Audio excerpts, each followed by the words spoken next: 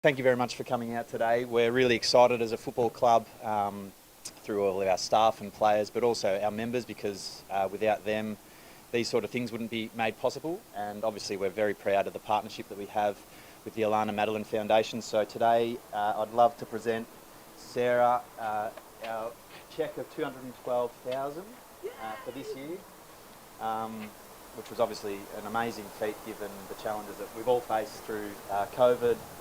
The game that we played was moved, I think, within 2 days up to the Gold Coast. So we're very proud, as I said, of the partnership. So thank you. Thank you. Yes, it's, No worries. Thanks very much. Very good. Thank you.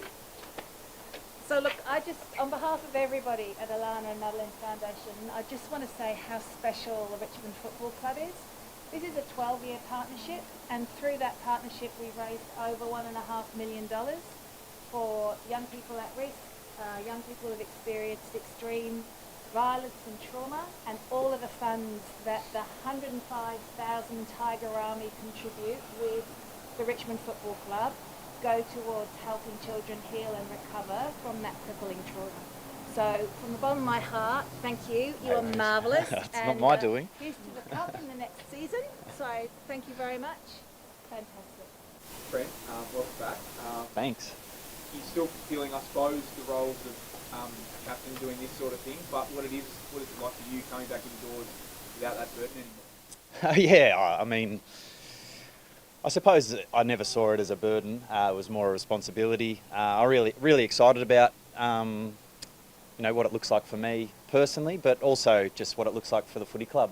There's clearly going to be someone else who takes over that role, or maybe a few people. I'm not sure exactly what path we'll take, but really excited. They'll put their own spin on things. They have amazing support, whoever that might be, within the playing group, but also across the whole football club.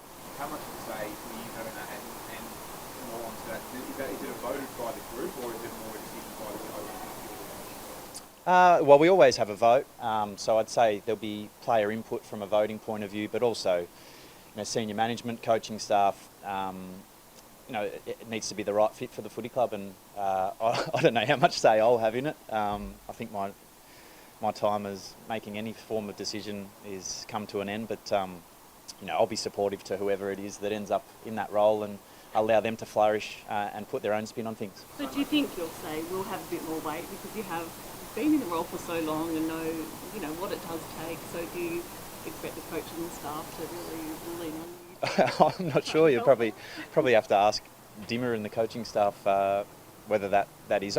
I mean, clearly I know the guys really well. I've been lucky enough and fortunate enough to see the growth of our other leaders within the footy club, and I'm really confident that whoever it is will have an amazing support team around them, but also do an amazing job themselves. Talk about that right fit. There's been so much talk around Dusty. Could Dusty be the right fit for captain of this team? Yeah, I think he's one of many. He's got amazing attributes. He's also got some weaknesses, like all of us as human beings. But time will tell with who it is and the direction that the club take. When do you think they look into announce it and make the decision? I have no idea. You'll have to ask people who have authority around here. Nikki? Not till next year. How's the hunger level of the group coming back? You're not being top of the tree like you were last year. Is it a different feeling coming back? Yeah, I suppose, I can only speak of the conversations that I've had across the off-season, but also from a personal point of view.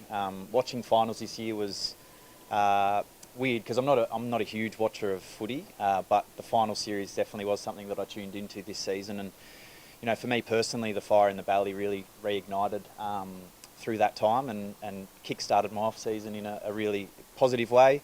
Clearly we'll get out there today, and from all reports, and I trained with the boys last Monday, so our young guys have been at it and really going great guns. So I'm really excited about what the pre-season's going to bring, but also just leaning into round one next year. And seeing Melbourne's celebrations yesterday, did that also... I didn't see any of Melbourne's celebrations, but I mean, for me, having experienced, from a club point of view, a long time between drinks, I'm really pleased for them. I think it was an amazing opportunity for their fans to get who couldn't travel across to Perth. to be part of that celebration. It's a special thing to do as an organisation. So much hard work goes into it, both at a playing level but also across the board. And I think being able to share that with people who have supported you from afar but also from the near would have been really special for their group yesterday. And you're not getting the season opener this year. That's okay. We've still got our rivalry match against Carlton, which we're really excited about, and wouldn't matter whether you played on a Wednesday, Thursday, Friday or Saturday or Sunday. Round one is always a special time, and it's a good way to kickstart the year. In terms of watching the finals, like you said last year, do you think the senior guys as a whole would be reinvigorated by that season? Yeah, I think so. I mean, I think what makes good football teams good is that they're just willing to compete and want to be the best. And you look at some of our senior players across the board, I think that's what's made them such consistent contributors over a long period of time, is their willingness to compete. We get really excited by our young guys, but we also have that little bit of a chip on our shoulder that want to make sure that it's a really hard position for them to earn, which creates a really healthy environment on the training track, and hopefully we see the best of everyone. I think after 4 years of playing grand finals and pre-league, when you almost into the finals in a way, what the group needs, refreshing, not go playing through to late September, October and then come back early. Is that refreshment helpful? Time will tell. I think the reality is you can find a silver lining in any card that you're dealt. I think if we reflect truly on last year, we probably weren't up to the standard. You look at the teams that ended up playing off in the grand final. The quality of footy that they played throughout the whole season was brilliant, and that's the level that we want to get back to. You mentioned Dusty, but Boris obviously slimmed down a fair bit. Can we expect something different out of him in the way he plays this year? I love the media. Everyone's saying how much weight he's lost. He's actually not that much lighter than he was before he got the injury right now, but he does look good. He looks refreshed. He's running. I'm not sure when he'll start his contact training, but I think he was really excited to get back and amongst the place that we love, which is with the group. So you put a bit of it back on, has he? I think like all diets, they only last a little while. Nah, I think he put it back on in the way that he wanted to. So, but he looks healthy. He's happy and looking forward to getting back out there. Last question. Does giving up the captaincy for you, Trent, possibly allow your career to progress longer, like to play on this year, do you think, and then taking it back? It's not really off the shelf and strokes on your body. Yeah, again, I'm not sure. It's clearly very early days, but I do feel, I think whether I was going to be captain again or not, I would feel refreshed and ready to attack another season. Body, touch wood, feels pretty good, but it's one of those things that,